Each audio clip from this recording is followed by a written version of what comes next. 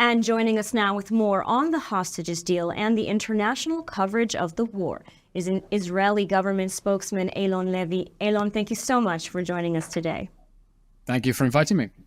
So our first question is, we're hearing, about the hostages deal, that the hostages may not be released today. I mean, what can you tell us about that? That we have reached an agreement to secure the release of 50 hostages, women and children, in exchange for a 4-day hostage release pause.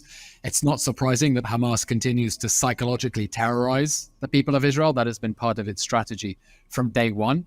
Every minute that it keeps our hostages in the dark and keeps their families in the dark is an ongoing war crime, an ongoing crime against humanity. And we're demanding the full implementation of that agreement as we continue to uphold our side.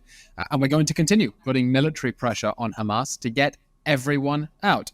None of us are free till all of them are free, and there will be no one left behind. Is this something that you've expected? That Hamas would not live up to the terms of the agreement in a straightforward fashion? I don't think anyone expected the Hamas terrorists who burned, beheaded, and abducted people on October 7th to be men of their word.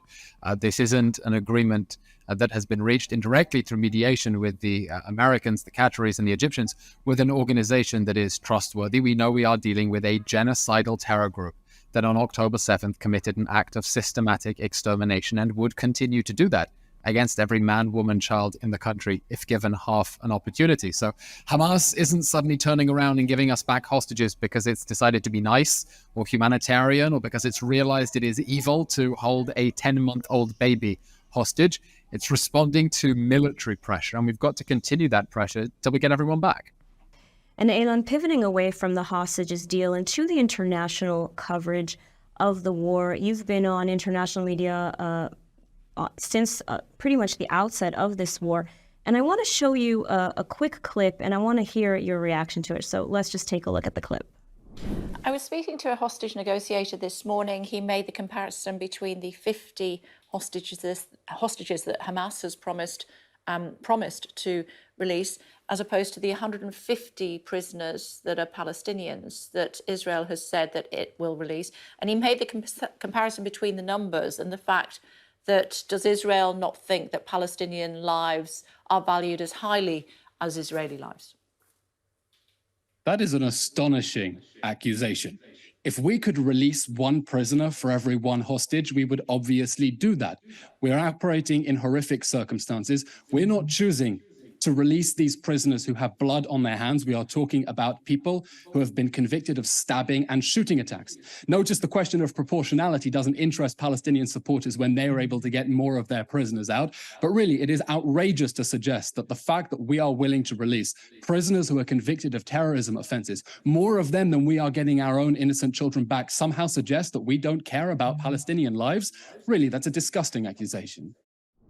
So I have to ask, what went through your mind when she asked you this question? Disbelief stage by stage. I think I understood by the middle of the question where she was going and was bracing myself to see whether she would actually go there. One of the more bizarre questions I have heard in any interview. She doubled down afterwards and said her job as a journalist is to confront interviewees with difficult questions and controversial opinions, and I would completely agree, but I also think sometimes the media need to filter out some of the nonsense and more outrageous allegations and not take things in such a silly direction. I think you have a wonderful example here of the sort of cognitive dissonance where when the facts don't fit the overarching narrative that people have, they stick to that narrative instead of changing their mind about the narrative, in order to adapt the facts.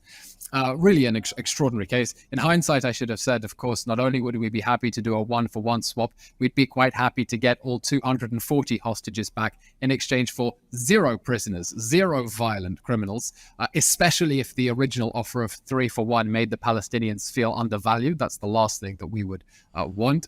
But yes, indeed, a very strange question. And I'm glad, actually, that it has resonated so far, because I think it really was just the most grotesque illustration of some of the very twisted thinking that we find sometimes in the media. And it really hit a nerve. It really hit a nerve with people.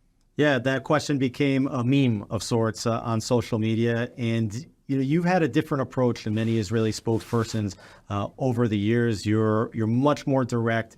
You're much more combative when you're receiving combative questions, and you've even taken to social media and you've used Twitter and put all kind of sarcasm and satire on your Twitter feed and developed a lot of followers. And since this war has started, tell me about if that was strategic. Is that a new approach that Israel's taking? Is that just you doing your thing? How are you dealing with this war? I think Jewish history teaches us we always have a choice. We either cry or we laugh. And I think whenever there is an opportunity to shine a light on the absurdity of a tragic situation, we should do that. Personally, I've always been very drawn towards sarcastic humor, towards satire. I think it's a very effective way of getting a message across. And I think it's a very important way to make certain points really resonate. You can't just state the facts. Sometimes you have to shine a light on how absurd something is to make people wake up and realize that actually a lot of the stuff that they're hearing, a lot of the stuff that is being parroted is not normal. It's completely left of field. And using humor is a very effective way to do that. And you've been on international media outlets around the world. I want to ask, how fair do you think the international coverage of this war has been? It really depends on the media outlet. I think a lot of the American media has been extremely fair, from the left-wing outlets, MSNBC, CNN, through to Fox News, News Nation, Newsmax, very fair. Even the tough questions are always understanding. A lot of the British media has been quite hostile sometimes, and the Irish media is something else altogether, because sometimes they just approach it through a very specific lens.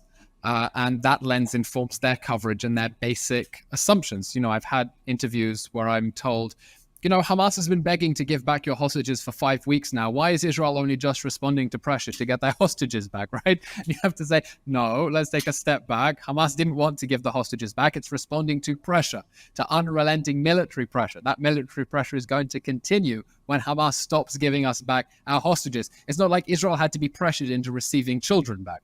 And so it can be very challenging when you're not only supplying information and facts that fit a narrative that already exists, you're having to try to just shift the way that people think completely about the situation. And often that's because they're interpreting the situation through the lens of their own conflicts. In Ireland, for example, they view our conflict through the lens of their own conflict. They see themselves as being the indigenous people whose lands were expropriated by settlers, and they look at Israel and they apply their own experience with Northern Ireland and Britain, their own narrative about that, onto the Israeli case. So it's very difficult because they're also very emotionally invested in that narrative as well. It's an intellectual and an emotional thing. Well, certainly modern warfare is also taking place in real time on the media, in addition to on the battlefield. Can you tell me what it's been like to get information in real time, either from the government, from the IDF, how you've managed to work it, and what's it been like working with politicians that have come together to unite from different sides of the political spectrum in real time during this war? I'm working here as part of the National Public Diplomacy Directorate. Just in the room next to me here, we have all the big authorities sitting around the table, the army, the foreign ministry, the police, everyone, all making sure they're on the same page. As I say, it's important to make sure, the left hand knows what the right hand is doing. And therefore, we're able to get the data that we need in real time. And if there's something we have to check, then there's someone who's only one phone call away from the source of the information. But of course, we're playing a different game from Hamas, because Hamas knows that it can throw out any old lie, any old propaganda. The world will parrot it. And when it's proven that Hamas is wrong, no one learns their lessons. Just like the situation with the Al-Ahli hospital. They put out a press release saying that an Israeli rocket strike on a hospital killed 800 people. The sun came up in the morning. Wasn't a rocket. It was an Islamic Jihad shrapnel. The hospital was still standing and nowhere near 800 people were killed. And despite that, the media continue to parrot Hamas's claims, sometimes attributing it to Hamas, sometimes not. I saw a push yesterday from The Guardian Hamas to suspend ceasefire deal until Israel lets aid into northern Gaza. A complete lie, because aid was getting into northern Gaza. That was a Hamas lie they didn't even attribute. And Israel has to be so much more careful, because we're a democratic state with a professional army and a professional civil service, and everything has to be checked. And that accuracy is sometimes at the expense of speed, as we saw with the Al Ahli hospital incident. Israel could have put out a knee-jerk reaction immediately and denied it was us, because obviously we don't launch airstrikes on hospitals. But they wanted to check the information, they wanted to check the trajectory to make sure everything was right. And it took a few hours until we got the answer out. And I think everyone understands now the truth of that situation. But it took time to get the truth out, and in that time, the lie was able to get halfway around the world. Well, Eylon Levy, all we can say is to keep up the incredible work that you are doing as the Israeli government spokesperson. And thank you so much for speaking with us today. Thank you. That's very kind. Anytime. Keep safe. Thank you.